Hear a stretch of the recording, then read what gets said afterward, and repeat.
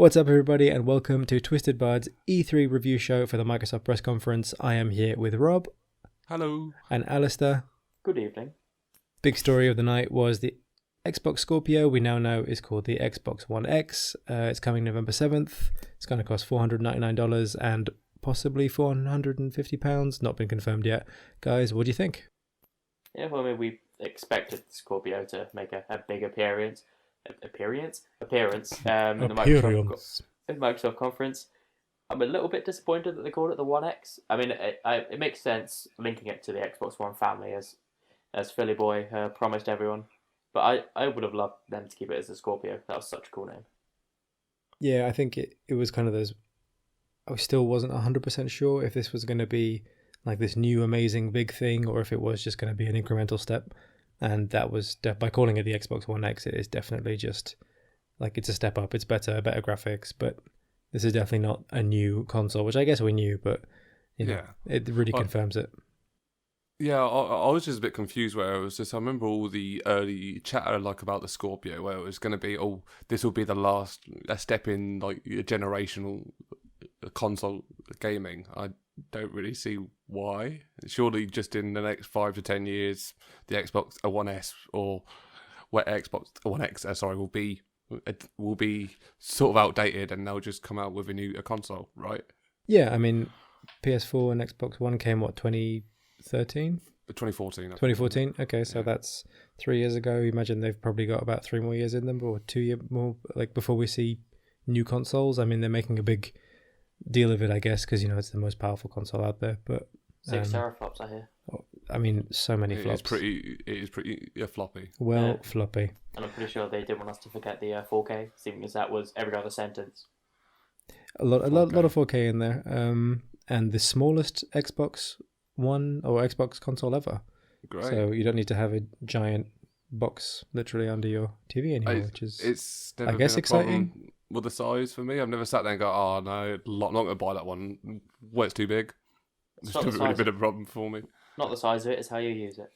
If anyone had this conversation like out of that context, they would obviously know we're talking about the Xbox One X because it's the biggest thing around. Willies. And obviously no more fitting way to demonstrate your new super powerful and attractive console with Forza 7. That was the first game that they showed. It's coming October 3rd, 2017. And we got to see a world reveal of a car. A real life car, Rob. Hey, because people who play video games also love sports cars. Yeah, they really pandered to like a small section of their audience. Yeah, I know. It just to me, it didn't make much sense. Why are you going to just like put a sports car out there and go, look, this is the first time this sports car's ever been seen, and everyone's like, great, it's made by a car company. Show us the game. Yeah. You know what I mean? It was just a bit. Yeah, they did show us the game, and it does look. I mean, it looks like Forza, just even prettier. Racing games not really my thing, but looks great. It's more Forza than the previous Forza. Mm-hmm. Precisely. That's the best way to put it. Precisely. And then the next game they showed was a world exclusive. There was a lot of that. It was Metro Exodus, so the follow-up to Metro Last Light, and there might be one before that or one after it. I don't know. Didn't play them. Looked really cool, though. It did.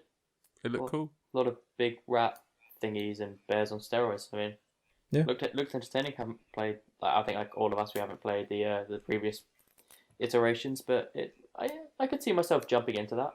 Yeah, want to keep an eye on for sure. And then a bit surprisingly for me, because I really felt that we'd see this on the Sony stage, because I guess we might still see it there, because I'm pretty sure Assassin's Creed for the past few years has been all about Sony, but we saw first trailer and gameplay for Assassin's Creed Origins.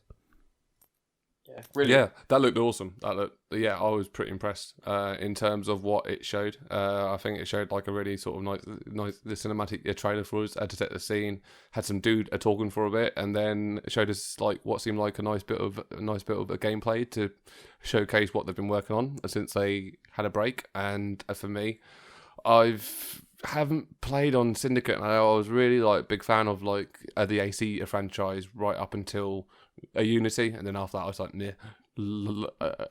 I'm done with you.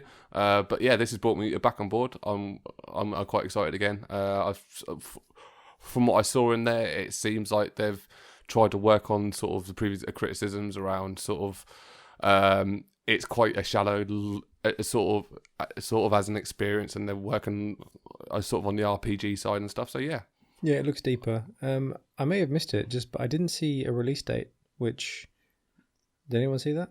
I didn't see that. I would have thought like October. Because that seems that but it just seems weird that they wouldn't have put. I mean, I'm thinking we're going to see it. Oh, actually, yeah. Sorry, there's a Ubisoft conference tomorrow, so of course they'll go hard on that one tomorrow. We'll get release date and full info. Definitely like some interesting new elements. Because I mean, there was a bit of a gladiator fight in the trailer, so I don't know whether that might be like a little thing that they throw in there. And yeah, that was one of the leaks, that there was kind of actual gladiator arena type fights. The protagonist is Bayek, the last and giant snacks. And they've also got giant snakes. Big giant snake at the end. No, I know. I said giant snacks at first, and I was hoping no one would have noticed. But oh no, it's a packet of quavers.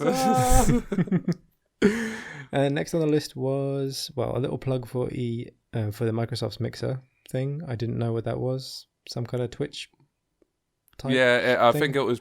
I think they launched it as Microsoft Beam, and recently now called Microsoft Mixer. I think, or perhaps they're two separate things. I don't have a clue. Yeah, and there was a lot of plugging that continue the conversation on Mixer and all sorts of things. Yeah. They were really going hard on it, but they showed PlayerUnknown Battlegrounds, which is a PC game that I think you've played a bit over. Yeah, I own a Battlegrounds on PC. It's really good fun. Yeah, really enjoy it. It's a 100-player sandbox PvP where you just pretty much get put onto a map and a last man standing, that sort of thing. Really good fun. It's pretty good if you squad up and stuff. And I remember playing it on PC, going, this would really work well, sort of on the console. So I think that's a pretty good win there in terms of exclusivity. Yeah, they put it in as an Xbox One exclusive, and as I watched it, like seeing stuff online about this game, I wanted to play it, but I just didn't have the hardware as the PC is, like the capabilities to actually play it. And so now it's on the Xbox One. I'm excited because I can actually now get involved in it and die within seconds. Yeah. The next exclusive they showed was a thing called Deep Rock Galactic, which looked like some mining, Minecraft, shooting, spider mix-up thing. It looked pretty good. But game. Yeah. Tis a new game. The next big exclusive, State of Decay 2. Oh, yeah. Tell us more. Oh, the first one. Yeah. State of Decay 2. Yeah, excellent, cool. This whole video is just us talking about what happened and going, that's cool. Yeah, no. So State of Decay was a really good game that came out on the Xbox 360.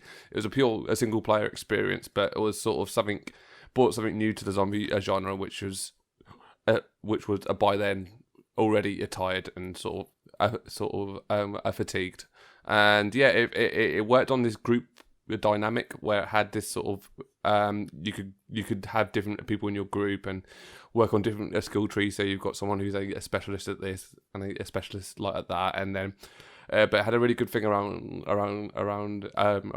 permadeath. So obviously, if one of your characters die, they were then dead, and then like everyone in your group who was like their friend would get like upset. And yeah, it had loads of really interesting quirks and tweaks, and I am really quite excited for the second one. Although from what they showed us, there's nothing really hugely new there. Although I do remember hearing that it will be a lot online, a co-op, which that would be awesome. Cool. Alistair, anything to add on that one? Never played the first one. It did look pretty cool. I mean, there was a lot of base building sort of elements to it that seems like I could get into it. It looked good, but I haven't really experienced the first one, so I don't have too much to say on it. Cool. Next one out of the blocks was another exclusive, the Darwin Project, which kind of looked a lot like PlayerUnknown Battlegrounds / I think Hunger Games. There was a guy on stage shouting about it.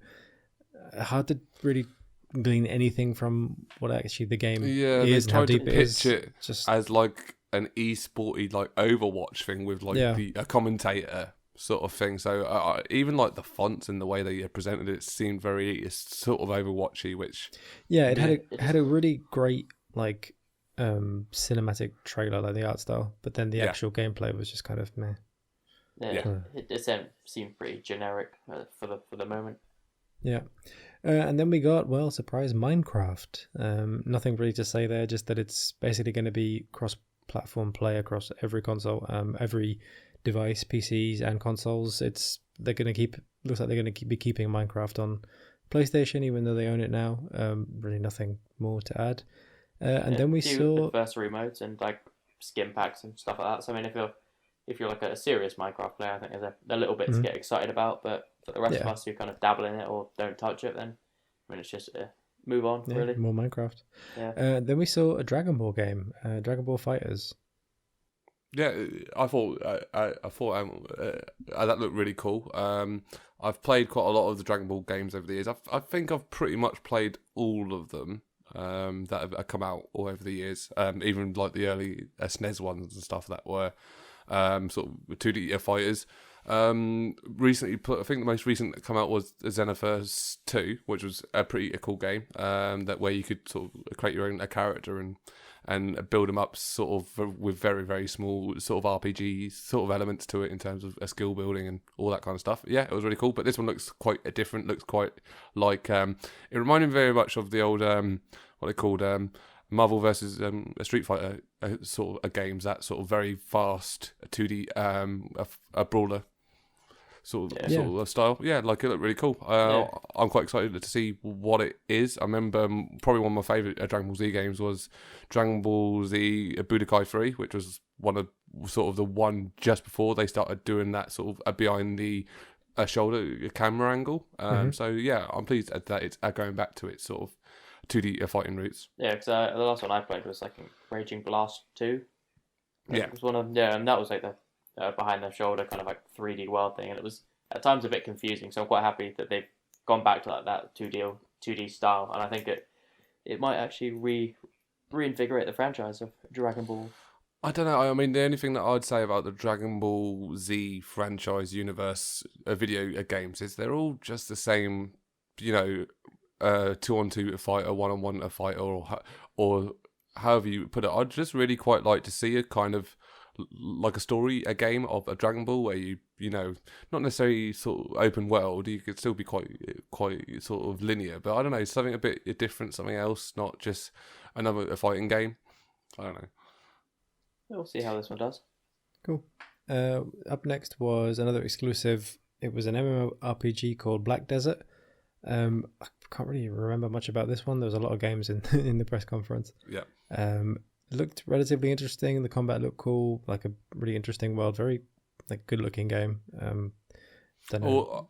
Or is this the pixel art one set in like the Neo? No. This was kind Neo of like this kind of big MMO. That was the one that had like the wizard looking lady and oh right, yeah. like the tall people and it seemed to have a lot of like different classes and races you could pick and all that, and I mean it'll be interesting to keep an eye on and see how it does. It made so much of an impression that I literally don't have a clue what you guys like talking about. Well, the game you were talking about is called The Last Light, and that was also an exclusive, and that was the next one that they showed.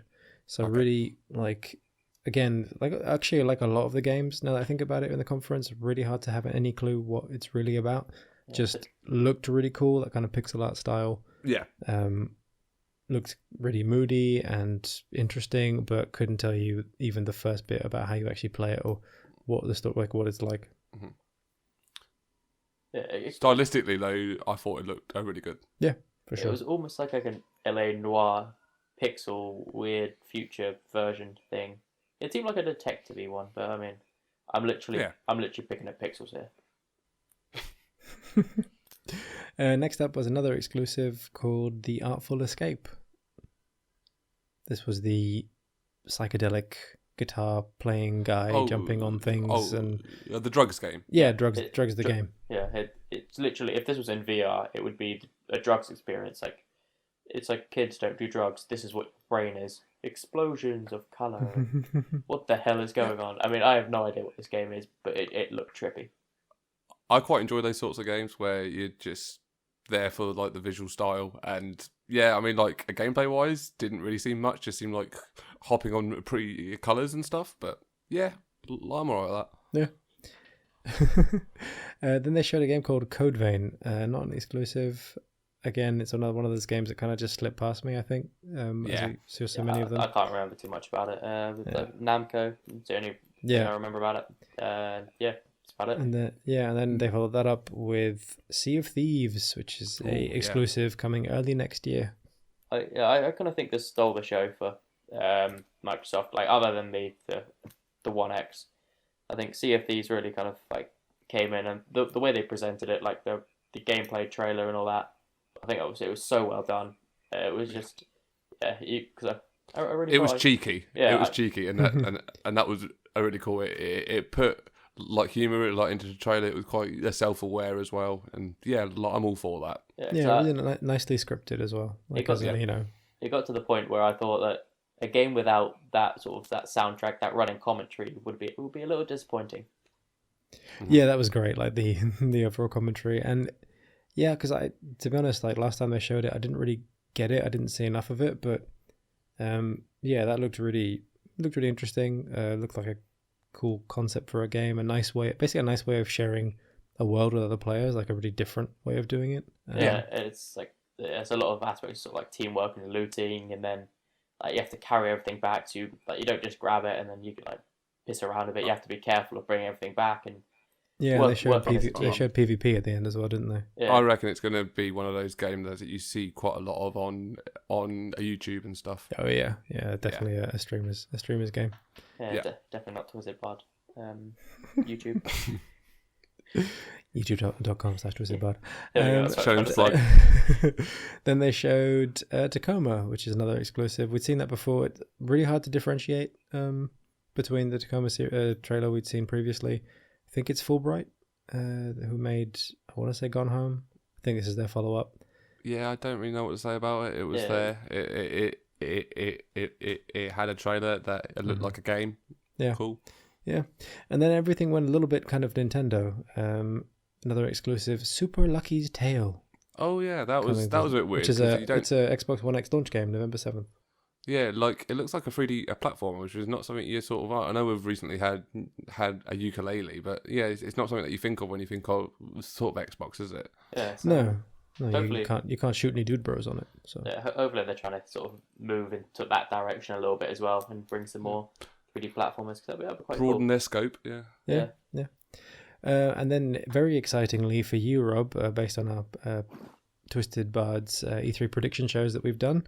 Cuphead has a release date, September 29th. That's a point for you.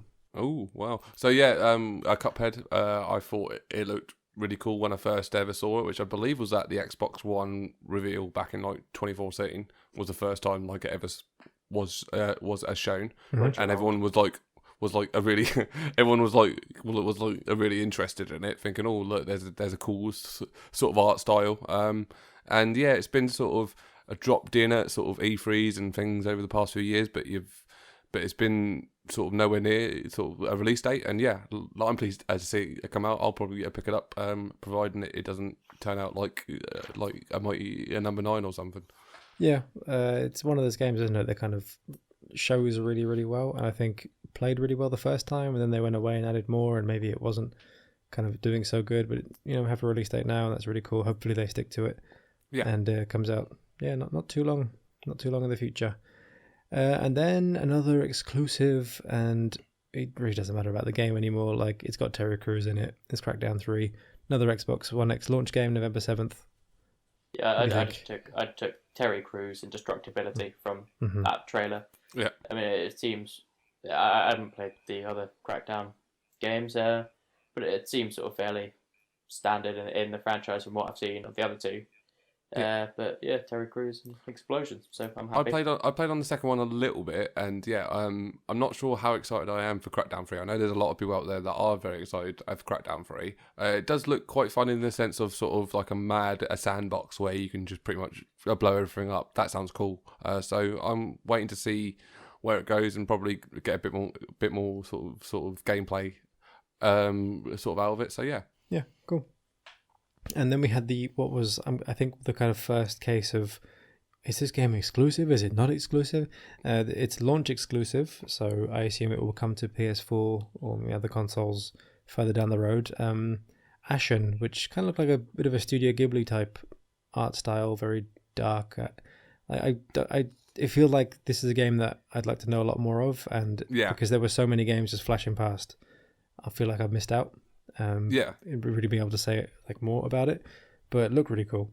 Yeah, like I thought it looked really cool. I like you say, like the style seemed really sort of minimalistic, but in a weird way, sort of quite detailed as well. Yeah. In a really weird way, and yeah, like I thought it looked really pretty, and I couldn't work out whether it was a co-op game or not, or whether it was a. It hinted at both co-op and single player because it was like two people working in tandem fighting whatever was flying at them, various and kind of monsters. at times he was on or his whether own. or not that's just a companion sort of NPC, because I noticed there was one holding a torch and one's holding like a sword and like a sword and shield. So you're thinking, I wasn't too sure. Like a Diablo 3 kind of vibe, like a dungeon crawler, like, and you can get a companion to bring along, and like he fights with you. Yeah. No, but it looked interesting, looked cool. Again, kind of want to see more of that. Just general kind of how it actually looks when you're actually playing it. And then we saw the follow-up to Life is Strange, Life is Strange Before the Storm. I didn't actually play Life is Strange. I've got it on my PS4. It's on PS Plus. It's a PS Plus game this month, so I'm going to play it. Very loved game, kind of a Telltale style, very story-based. Looks really cool. I mean, if you loved and played the first one, I'm sure that reveal was great and really exciting, and you saw things that, got you excited. But I mean, if you're a fan of it, Rachel, apparently. Yeah, Rachel's back, and so, there were some ravens or crows or if that means something some to kind you, of bird. then message in the comments what it means. I'm curious. Inquiring minds want to know. Then we had Shadow of War. Yay! Big excitement. I am excited about this. Yeah, showing like stuff we've seen already with the videos that they've released, but really nice to see it kind of on a stage and in high quality, and just nice to see more of that game. It looks awesome, taking what was already an awesome game with great mechanics and concepts and building that out into something even bigger and better. I'm all for it. Can't wait. Yeah, go on. All yours. I was gonna say the reveal of Shadow War is going to come out made me go back and buy the first one. So it lived up to it. It lived up to its hype, I think. Obviously you guys have played the first one, so you know a bit more about it. So I'll leave the floor to you to explain. Oh no, I mean, like I really, really enjoyed the first one. I mean, I'm quite a fan of the Arkham series. Anyway, even Arkham sort of Origins, which wasn't made by Rocksteady, but I believe by the same studio that does this. Am I right or wrong? Warner Brothers. Is it Warner Brothers? Yeah, I guess so. It is. Yeah, and it's the combat, isn't it? That's what really kind of they share that really fast, fluid, combo-based combat. Well, it's a really clever combat system, because I always find you either get one of two combat systems. Either you get one that's very challenging and sort of responsive, but sort of viscerally, it's not a very sort of exciting. So I'm thinking like a Dragon Age and things such as that, or you get something like Assassin's Creed sort of thing, where it's not very sort of in depth. It's very satisfying. And I found that a Shadow of Mordor, and obviously the fight system they had sort of in the Arkham, was that sort of happy medium between something that feels really sort of exciting and you feel sort of like a badass, but also was quite challenging and had its sort of a complexity. Yeah, really beautiful system in terms of how smoothly it moves. I like how the kind of when it goes into Wraith mode and you kind of jump between enemies all over the place, and obviously the Nemesis system. That was such a hugely important part of the first game, and it looks like they're really pushing that even further to not just enemies but also allies. Yeah. And you're going to grow, and like that big orc that they showed, you're going to kind of really like him, and it's going to really disappoint you when he gets murdered, and then you have to you're going to build relationships with these characters that you wouldn't otherwise, and not even allies but also enemies. I remember from the first one, there was one guy who just kept killing me, and he kept rising up the ranks, and I was like, oh my god, I have to get this guy. It's really, really cool system. From what you two could see, was there much difference between the first and the second game? Or was it still fairly similar, but with the additives? combat looked pretty similar. With there were some new moves in there, but kind of even some of the animations, I think Rob, you were saying, looked pretty familiar, pretty similar. Yeah. But it's going to be a much bigger world. Just even to have color in that world is going to be great, because the first one was exceptionally brown. I know you're in Mordor, but it looks like they're taking it out a little bit and lots of color. So yeah, no, I'm really excited. Can't wait. Cool. So the next thing they showed was another exclusive, and it was Sad Owl Simulator. It was Ori and the Will of the Wisps. Didn't play the first one. Really have nothing to add to this. Looks stupidly beautiful. Yeah, it does. I know the first one was meant to be a really powerful kind of emotional game. Yeah, it looks like one of those like artistic kind of almost like depressing but emotional story games. Whereas like you play it not because it's amazing, you play it because it's like it's beautiful and you feel sad afterwards. It's gonna take you places. A little tear was in the eye during the trailer. What's that being with you, Alistair? Then they announced that the Xbox One X, and I guess other Xboxes as well, you'll be able to play original Xbox games on them. It's part of their rolling out their backwards compatibility stuff, and it's it seems like a nice feature. I don't have an original Xbox, so useless for me. But what do you think? Yeah, it's there. Yeah, I think it's gonna be good. I mean, I'll be quite interested to flick through the games that they're putting on backwards compatibility and see what is what. So I mean, I didn't actually play any of the original Xbox. I kind of skipped that one. So I mean, I'll be interested to see what they have.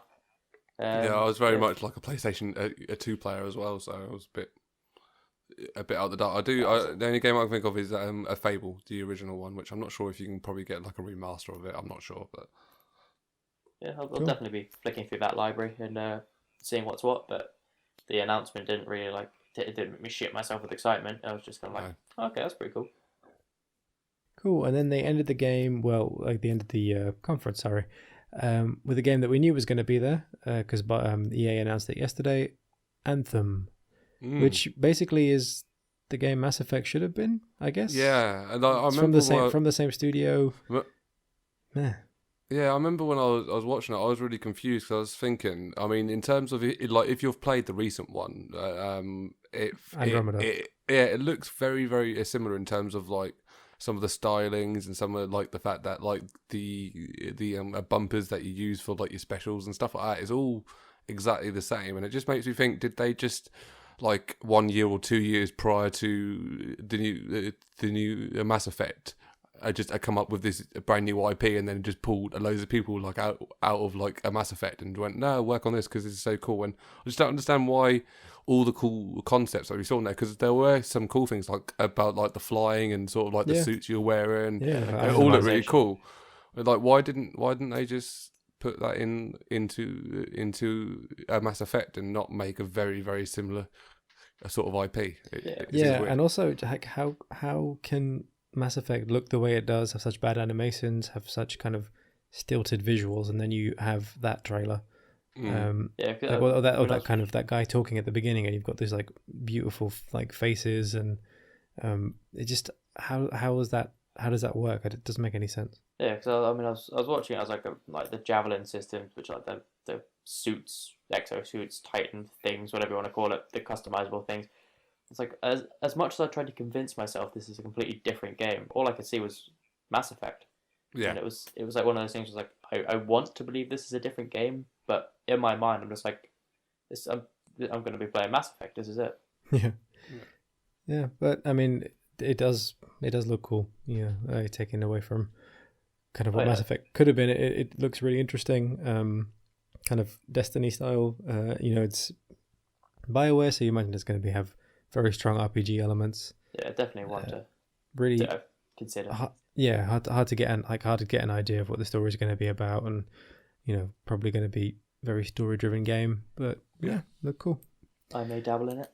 Yeah, and that was it. That was the end of the Xbox, the Microsoft conference. So I mean, in there was an idea Xbox kind of indie montage. Yeah, they gave us a little montage of indie games, and just they been like, we can do other games too. Reminded us that it exists. Yeah. But Rob, what do you think? Conference overall score out of 10. What are you going to give it? Oh, I really, really, really enjoyed this conference. I thought it was probably the best one that they've done that I can think of in recent times in terms of how they structured it. They didn't have sort of too many cringeworthy moments. The only sort of misstep I think they did was the car, and that only lasted like 30 seconds. So that's all pretty cool. Opening. But apart from that, like they just hammered out a game after game after game, pretty much showing their hand really, and that is like all they needed to do. They didn't spend too much time on Scorpio or what is like Xbox One X. So yeah, I'm gonna score it like a 9 out of 10. Cool, Alistair. Well, I'm gonna seem like a very very harsh critic and very shit person now after Rob's 9. But I was really happy with it. I thought it was a great conference. They brought out some games that I'm definitely piqued my interest, and I may partake in the purchase of the goods. But I am going to give it a 7.5. It seems a bit of a low score, but nothing really like grabbed me. I was just like, this is amazing. This is the future. It was just kind of like, okay, this is good. This is exciting. But yeah, it's kind of like 7.5. I'm just going to leave it at that. Cool. I wanted to give it an 8 kind of right afterwards because we had a little discussion about scores kind of just as after it finished. I was thinking, oh yeah, that was good, an 8. But having just run through it now, there were so many games that look great, but no context, no gameplay, no release date. We know they're exclusives. We don't know when they're coming, how they're going to be actually when they get there. So there's actually very few games that we know when they're coming, what they're like. And yeah, so actually not quite as impressed as I was before. I'm going to keep it at 8 because we actually did a little bit of maths beforehand, and Rob will get real mad if I change it now. So probably thinking more like a 7, but I'll keep it at 8. Strong conference, but really actually nothing major standout, get out of your seat moment. So yeah, cool. Yeah. Well, that was our Alistair. Oh, I'm just going to take your reasoning and just in the editing, just take your reasoning and stick it on mine, and then that sounds reasonable. Those 3 scores from us actually puts Microsoft in the lead. Not surprisingly, we think that was better than EA. You can see our EA review video on youtube.com/twistedbard. We gave that one kind of the average percentage between the 3 of us, 42%, and for the Microsoft show, a very, very respectable 82%. So that's everything, guys. Thanks for tuning in to our Microsoft review show. We got loads more E3 stuff coming up on youtube.com/twistedbard and on twistedbard.com. Hope you enjoyed it. Rob, Alistair, say goodbye to the nice people. See you in a few hours. Goodbye to the nice people. My name's Paddy. Thanks for being here. See you soon. Bye. See ya.